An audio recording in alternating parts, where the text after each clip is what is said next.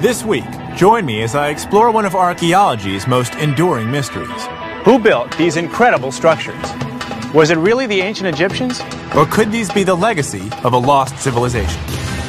To get to the truth, I'll go deep inside the greatest pyramid on Earth, then descend far below the first pyramid ever built. I'll explore evidence some say proves the Sphinx is twice as old as previously thought. We're digging for the truth, and we're going to extremes to do it.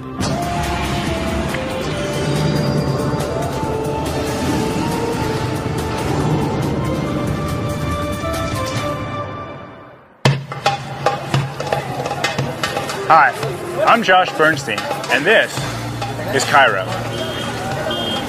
With over 20 million people, it's one of the largest cities in the world. And for over 1,000 years, it's also been one of the greatest. It's easy to see why. With this beautiful architecture and bustling market, people have been drawn here for centuries. Walking around the market, the city feels ancient. But it's not. When Cairo was founded in 970 AD, civilization had already existed in Egypt for over 4,000 years. And the greatest evidence of this is pretty hard to miss.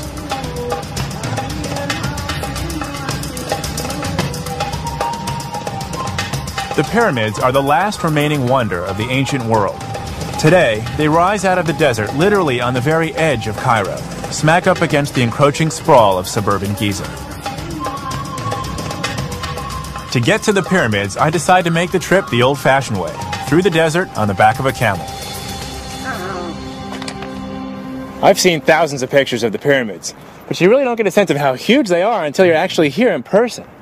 I think to get the best view, though, we've got to get up close.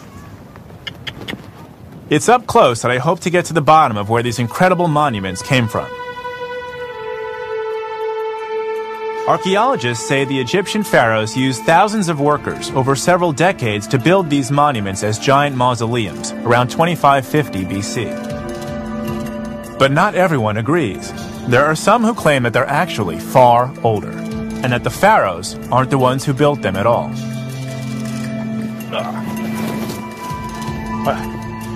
If you're going to see the Great Pyramids, this is definitely the best way to do it. Thanks, Habibi.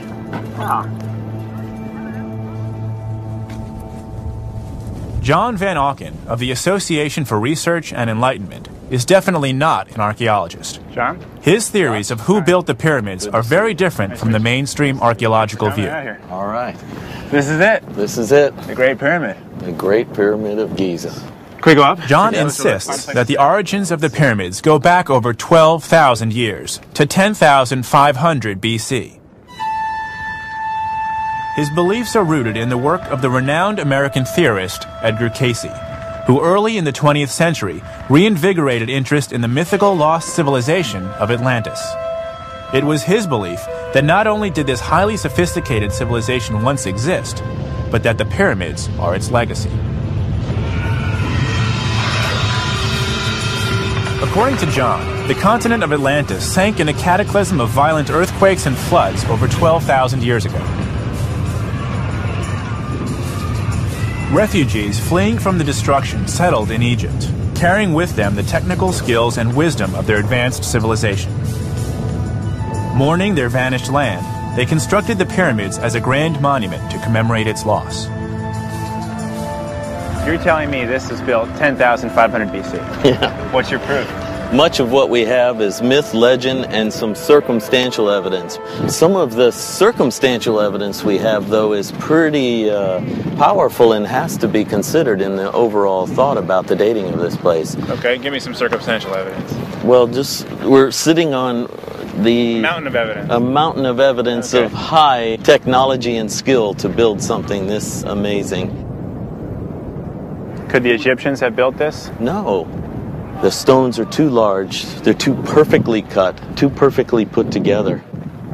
Aspects of this pyramid are just too phenomenal to leave to a primitive group of that period of time. Where is the archaeological For John, community? the technical skills necessary to build the pyramids were beyond the abilities of the ancient Egyptians of the time. To him, an achievement this grand required a knowledge and expertise that only the sophisticated Atlanteans could have possessed, and that it had been lost by the time of the pharaohs. What else? What other things about the way these pyramids have been built indicate that it was a highly advanced culture? The star alignment with constellation Orion, you'll notice they're built one and then the second one directly in line with this one and then the third one offline. Exactly how the star in the belt of Orion is arranged. The two stars in direct alignment and the third one off. Many other monuments throughout the world are aligned with the stars. But what John says is that the orientation of the pyramids last matched Orion's belt perfectly in 10,500 BC. Precisely the time the Atlanteans would have been building at Giza. Archaeologists, however, have carbon dated the pyramid's mortar to a much later period of time, the reign of the pharaoh Khufu, around 2550 BC. John, what about physical proof? Archaeologists say that these dates are pretty fixed. One of the hardest pieces of evidence they have is the carbon dating. We, however, believe that when Khufu came here, this was already an ancient monument and he was repairing it. So the carbon dating is accurate, but they didn't actually build the pyramid then, they just fixed it up. They were repairing what was, even to them, a very ancient monument. Many archaeologists take offense at the suggestion that the ancient Egyptians were too primitive to have built the pyramids. Chief among them is Dr. Zahi Hawass, the Secretary General of Egypt's Supreme Council of Antiquities. Dr. Hawass has been excavating the Giza Plateau for over 25 years, and if anyone can tell me the archaeological story of the pyramids, it'll be him. I've just heard some interesting and some compelling theories about who built the pyramids and when. People like to make a speculation. They like to dream. Dr. Hawass has heard these theories before, and it soon becomes clear that he has little patience for them. That the archaeological evidence is enough to prove that the builder of the pyramids were the Egyptians. In his mind, archaeology leaves no doubts at all that it's the ancient Egyptians who deserve credit for building the pyramids. We never discovered any evidence about lost civilization. Nothing. Zero. Not far from his office, in the shadow of the pyramids, is a series of tombs that he says was built for the workmen. Discovery of the tombs of the pyramid builders. For archaeologists, this ancient cemetery is a critical piece of evidence linking the construction of the pyramids to Egyptian civilization. Look at, they built their tombs from what's left over in building the pyramids. They saved chunks of limestone to save when they built the pyramid. And they're buried. Look at these tombs. These are the tombs of the workmen who actually moved the stones. The workmen Zahi tells me that the workers who built the pyramids weren't slaves, as is commonly believed. Instead of paying taxes, Egypt's noble families provided laborers to the building projects in 3-month shifts. If you look at all these tombs, from the study of every stone, we can really understand a lot about the workmen who built the pyramid. I can prove one important thing that I always say, that the pyramid was a national project. One of the difficulties in studying the pyramids is the general lack of inscriptions inside. Exactly. With no written clues about who built them and when, drawing definitive conclusions can be problematic. These tombs, however, help to answer some of these questions. This man, his name is Nefer. The people who were buried here did inscribe their tombs, leaving a record of their lives for archaeologists to piece together. You know, if you look at this hieroglyphic, it's called Sahaj Siru, like the inspector of the officials. Look, Josh. That's his name in hieroglyphs. Wisr Ninisut. All these tombs that I will show you, it has titles of people like the overseer of the workmen who dragged the stones, the overseer of the sculptors, or the draftsman, or the craftsman. All of these are evidence to tell us that the builder of the pyramids were actually people like me and you. But their names aren't the only things they left behind. Josh, do you believe in the curse? I've heard about it. What, do you believe in it? I'd like not to get cursed, so sure. And that's exactly what I'm going to show you. A curse inscription that this man left here. And it's saying here, listen, all of you. If anyone will touch my tomb, he will be eaten by crocodile, the hippo, and the lion. It's a curse. Then it's a curse.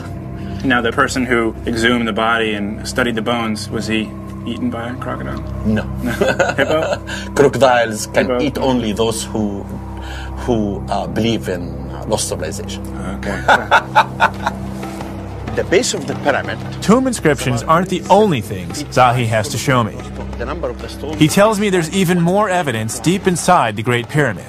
It's hidden in a chamber that almost no one ever gets to see. Is this the original entrance? No, this entrance opened in the 9th century AD. When Ma'mun from the Arabian Nights came with his soldiers, they tried to enter the pyramid. They could not find the main entrance.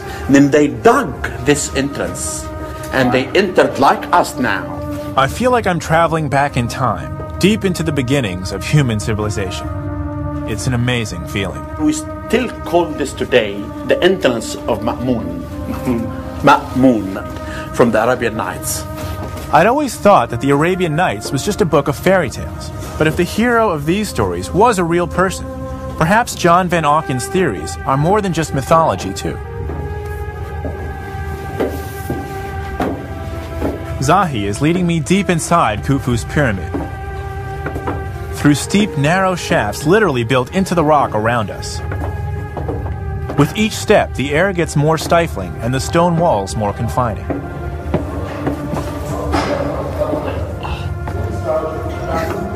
It's nice to stand up. Look at it, how it's dangerous to go up. Wow. Yeah. Okay. But it's an adventure. I like and we're adventure. going to see lots of evidence that Yeah. the Egyptians were the pyramid builders. We're 200 feet into the pyramid and counting, on the trail of who really built it. Come here, look at this. Look at how perfectly cut that is. Dr. Zahi Hawass is taking me to see evidence he says will put the question to rest once and for all. I'm on a quest to find out who really built the mysterious pyramids of Giza. John Van Auken told me they're the legacy of Atlantis. Zahi Hawass says the evidence points to an Egyptian pharaoh. What's the real story? Dr. Hawass is taking me deep inside the pyramid, looking for clues.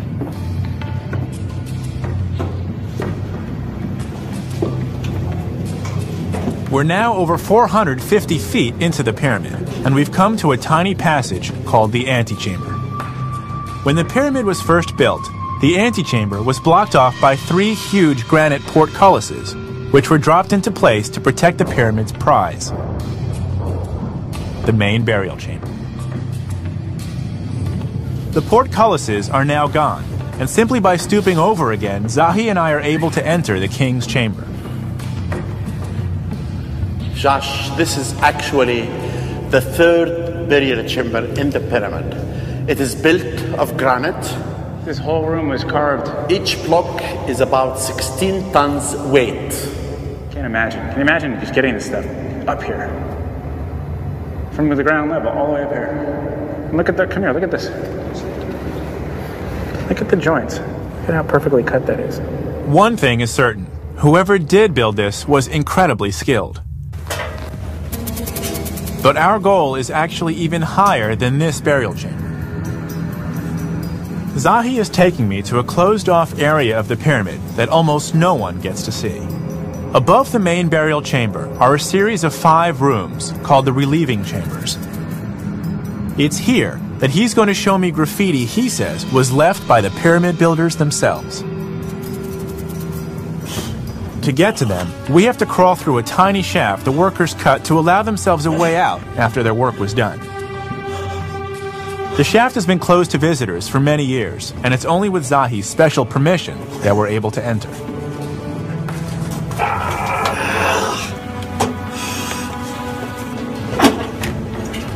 So people don't usually go up there. Never. I haven't been up there 9 years now. Wow. The going isn't easy, and I can see why visits here are so rare. Were the Egyptians small people? You need more training. Were they small? Were they little people? No, they were like us. 1 feet tall?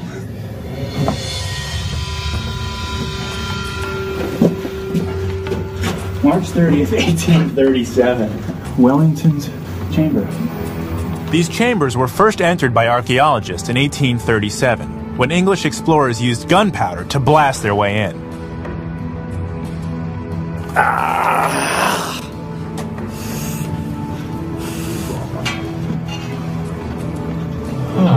Much better.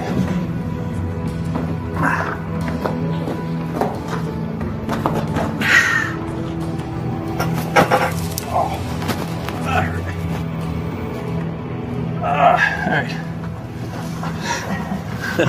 Are you right? Yeah, I just, Oh, this is Nelson's chamber. Yeah. Each chamber was called by an English explorer. Over the years, other visitors covered the walls and ceilings with their own marks, until Egyptian authorities finally closed this part of the pyramid. But it isn't 19th century graffiti that we're here to see. You know, Josh, we are in a place that no one else can enter. Really? You suffered, of course. That's a real adventure. That's a great adventure. But I want you to remember that pyramids of Dynasty 4 were not inscribed, because the trend of this period is to build massive. Other Egyptian tombs are elaborately decorated with hieroglyphs, but the pyramids of Giza have no artwork inside them to tell their story. The only writing to be found here is graffiti. You know, the ancient Egyptian divided the workmen to a crew, consists of 2,000 workmen. Okay. And they divide the crew to 2 gangs. Each gang has a name, and each gang has an overseer, and each gang consists. If some of the graffiti here was actually left behind by the workers who built the pyramids, this would be a huge clue about when they were really constructed and by whom. Lead on. Oh, This is where archaeology happens. yeah. Does it help if you grunt? Yeah.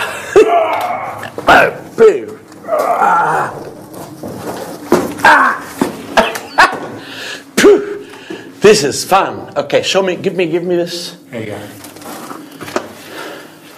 If you see, this is the word for Khufu.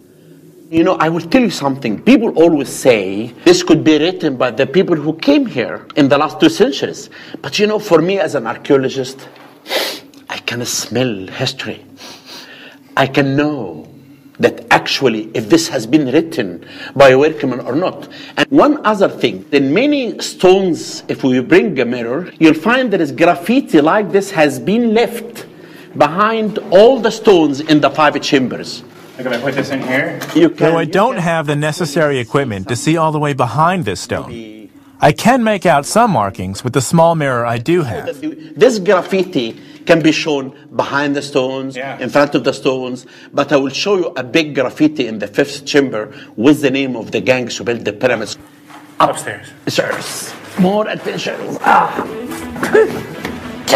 This could be the best evidence yet that ancient Egyptians were the ones who built the pyramid. If there's graffiti behind the stones, that means it could only have been written before the stones were put into place by the work gang. It's an exciting connection tying the pyramid to the reign of Khufu, circa 2550 BC. Here in the uppermost relieving chamber, we're as high as anyone has ever been inside the pyramid. Josh, I have a surprise. And could I really be about to see the equivalent of an artist signing his work? Look, that is the cartouche of Khufu, the king. And this is the word in hieroglyphic means the gang who are the follower of Khufu. That was the name of the gang who built the pyramid. Then that name of the gang, it is written somewhere else. Where? In many graffitis around, not only inside the pyramid, but also outside, that Egyptologists were able to reconstruct the administration of building the pyramid.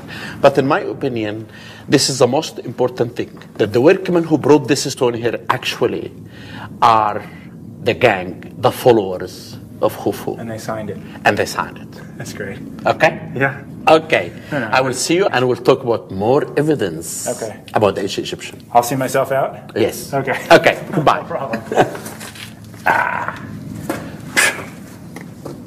Just 5 levels down and 3 ropes? So okay, no problem.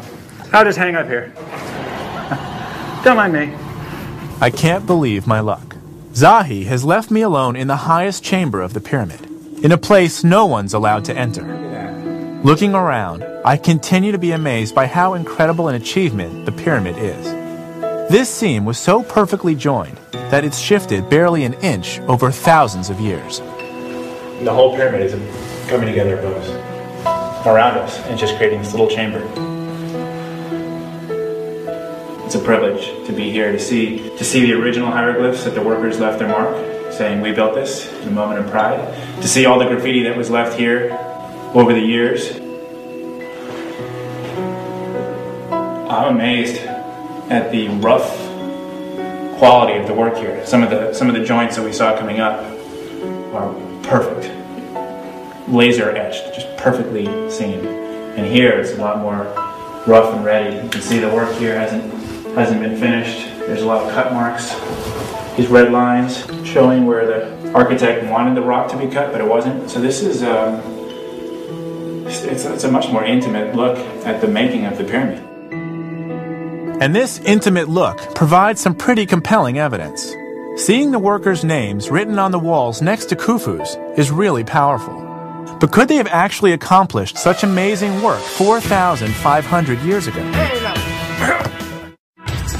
I've inspected the Great Pyramid of Giza both inside and out, searching for clues about who built it and when.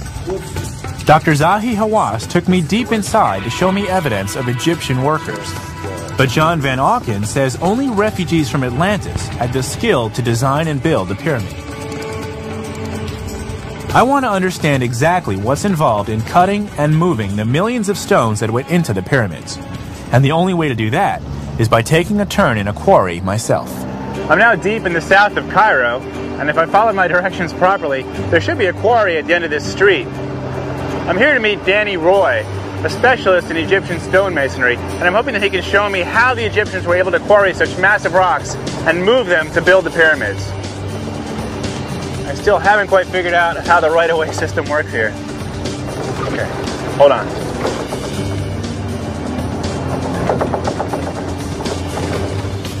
Egyptians have been quarrying limestone here for thousands of years. The area is pocked with quarries cut deep into the ground that have been worked for generations.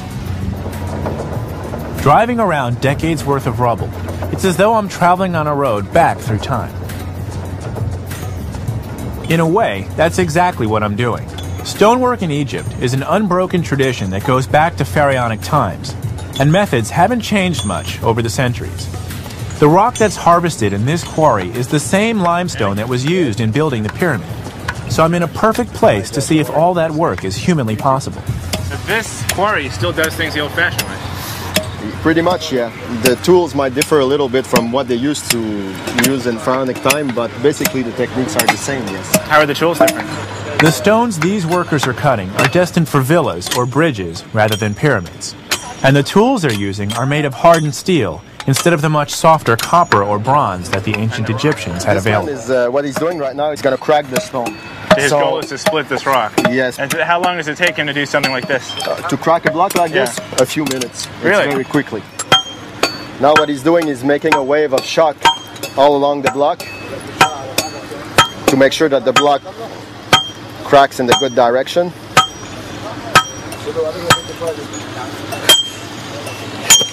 I should move. So this stone is a fraction of the size of the ones used in the pyramids, and it took a lot of work to split with the swing of a sledgehammer.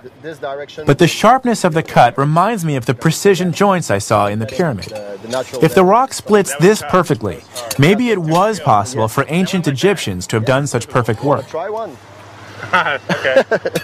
It's very hard to go wrong. You just have to hit as hard as you can on this with this.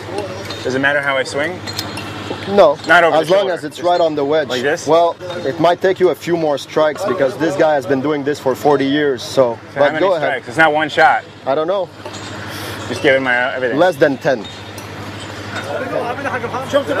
That's fun to watch. Okay. All right. Strongly. Yeah? Oh yeah.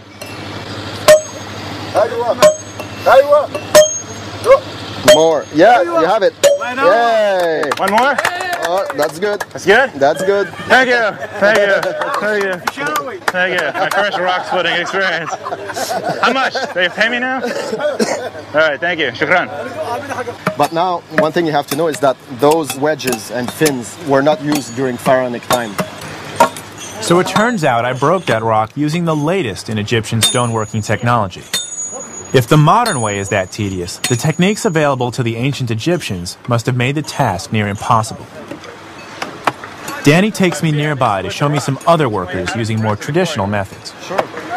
Those are trenches that they make to separate the blocks from the mass, from the mountain. And all of these trenches here are made by hand? Uh-huh. Danny describes how gangs of workers used chisels made of copper or bronze to carve trenches into the limestone rockbed. The stones would then be lifted out and transported to the building site. It was backbreaking work.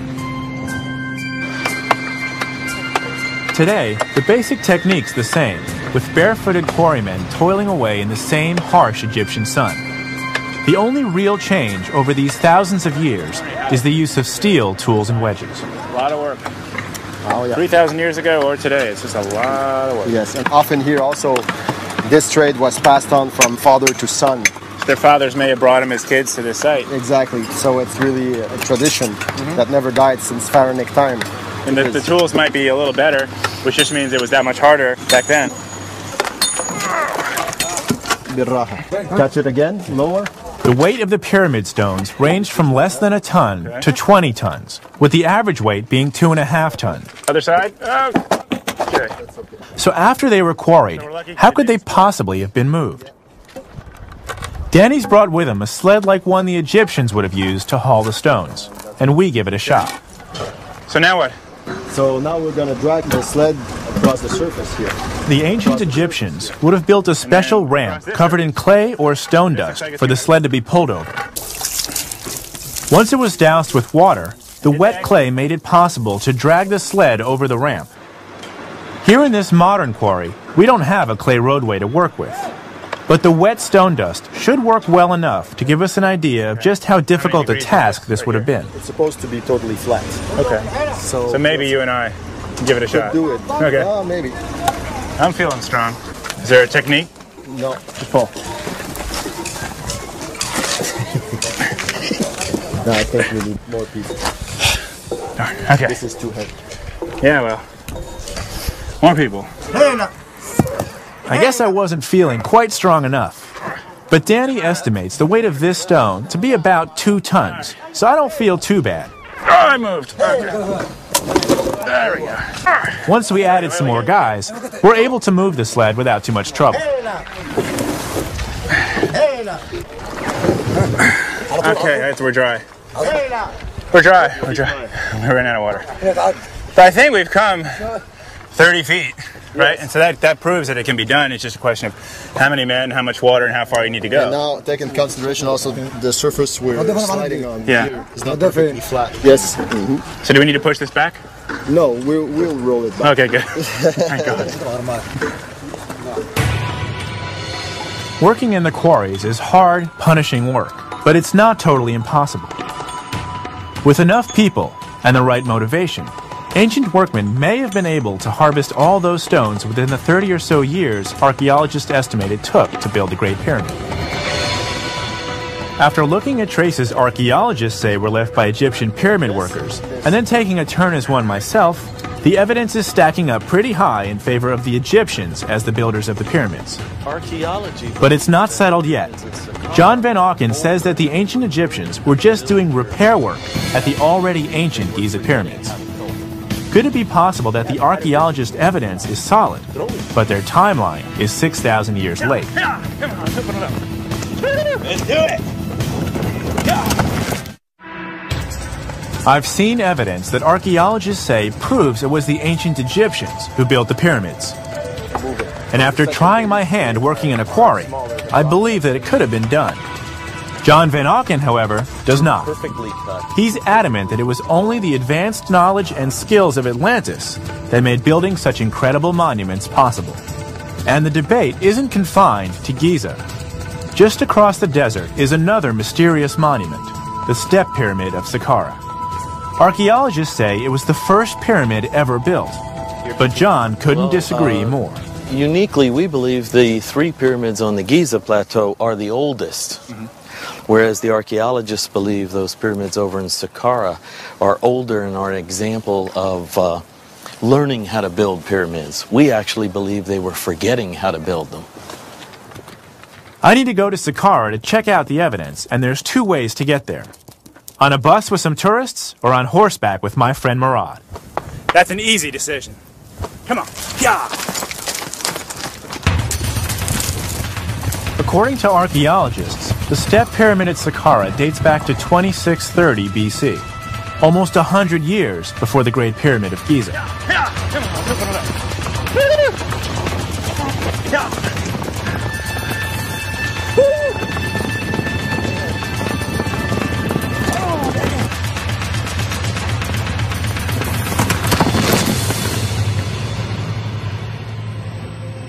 Pyramid building actually evolved within a relatively short period of time. In fact, it was a family affair. Archaeologists say that the Step Pyramid was built as a tomb for Khufu's grandfather, King Joseph. Josh, this is our pyramid. All right. Thanks for the ride, Murad. You're very welcome, Josh. My guide to the Step Pyramid is Dr. Salima Ikram, a specialist in the evolution of Egyptian tomb building. She's going to explain to me how pyramid building developed here at Saqqara and progressed to Giza. So this is the first pyramid in the world? Yep, it is the first pyramid in the world, and it was the largest stone monument when it was first constructed. It was built as a tomb for the king, but it's groundbreaking in terms of the architecture because nothing like this had ever been seen before. In fact, nothing in stone on a significant scale had ever been seen before.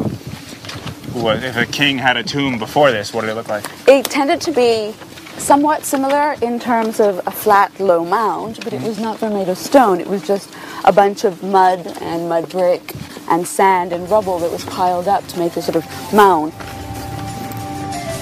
Salima tells me that this new pyramid shape was born when the royal architect, Imhotep, stacked these mounds called mastabas to create the grand tomb that's here today.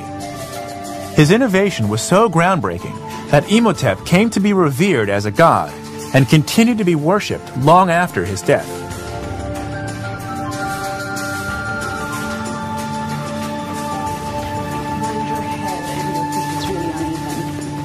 Inside the pyramid, Salima shows me features she says were begun here and later perfected at Giza.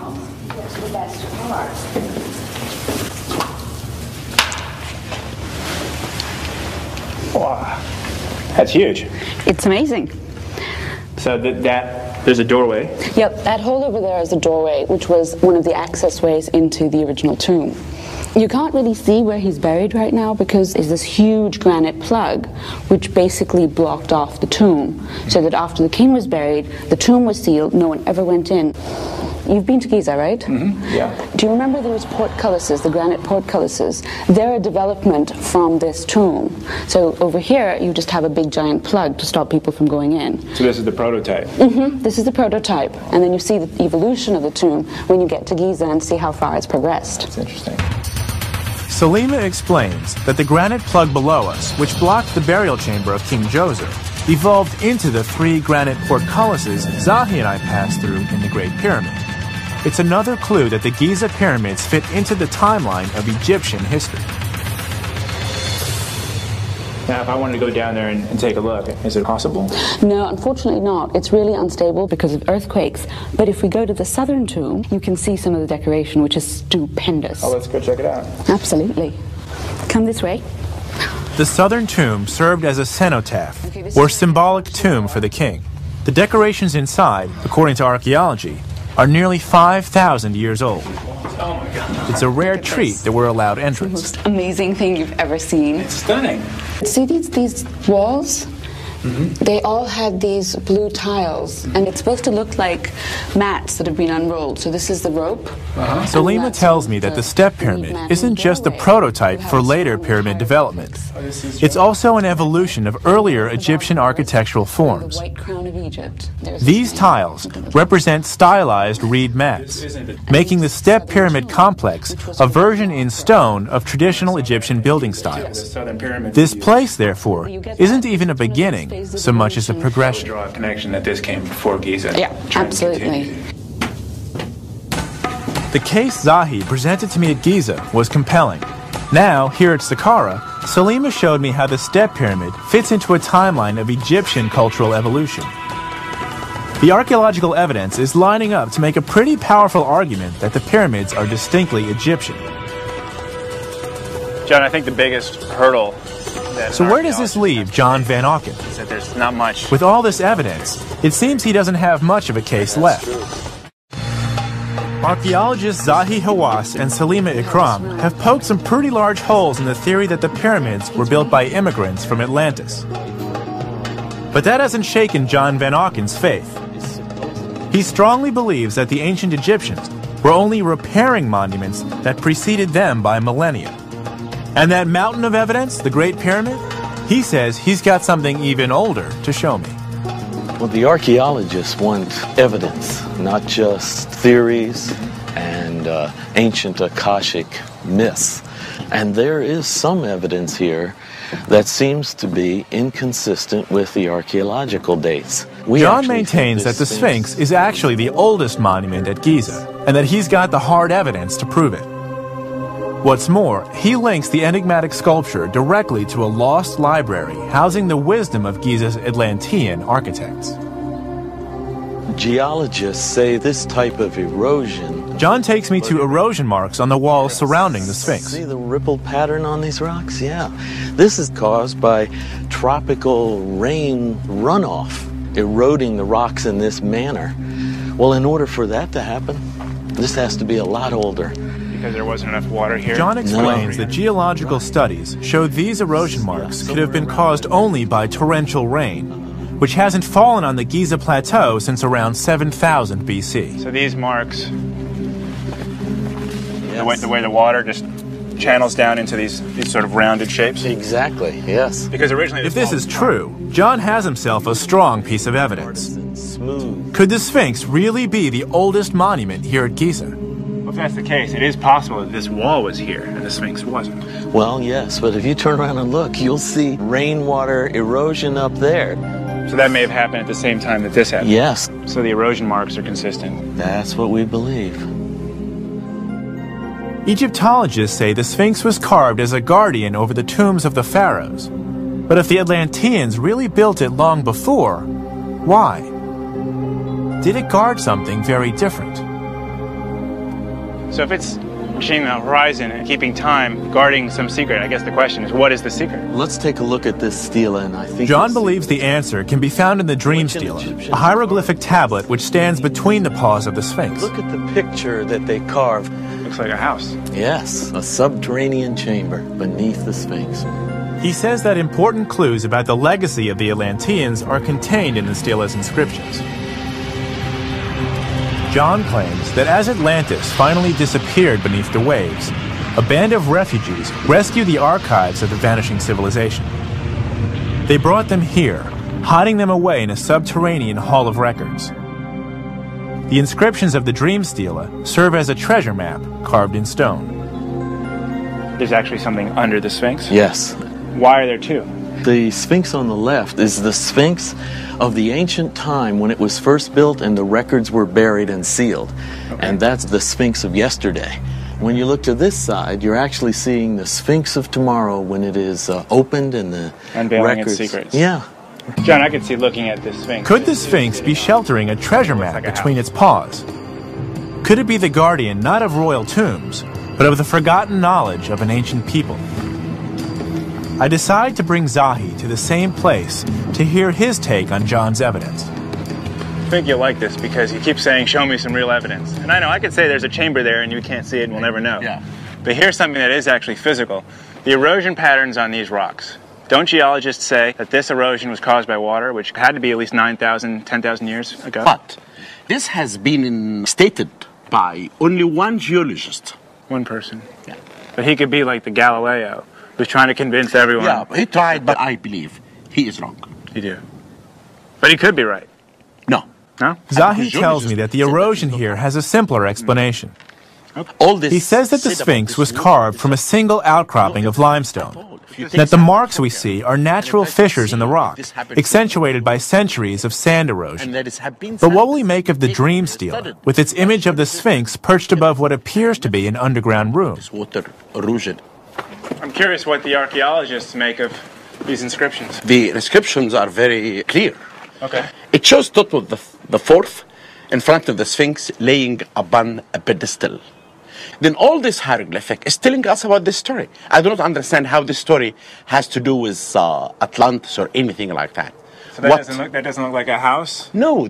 Every Egyptian god stand upon a pedestal. This is just any pedestal. It has to have like a chair. It has to have something like this. The story that Zahi reads from this stela is very different from the one that John told me. He says it tells of an Egyptian pharaoh named Thutmose IV, who rose to power after dreaming that the Sphinx spoke to him. To commemorate this dream and his subsequent ascension to the throne of Egypt, he erected this stela. What we've discovered are workmen, inscriptions, tombs, temples. To Zahi, the pyramids and the Sphinx are without a doubt Egyptian creations, and his archaeological evidence trumps John's theories every time. But there is no evidence about anything connect with Atlantis. It is a myth. Archaeology proves everything. To underscore his point, Zahi has one more thing to show me. A subterranean chamber has been found beneath the causeway that links the Sphinx to its pyramid. But it's no lost library. He's taking me to see the flooded tomb of an Egyptian god. Then watch out, because we are going 3 stages. Okay. This is level 1. Watch out. Right. Slippery. How would they get up and down here without these ladders?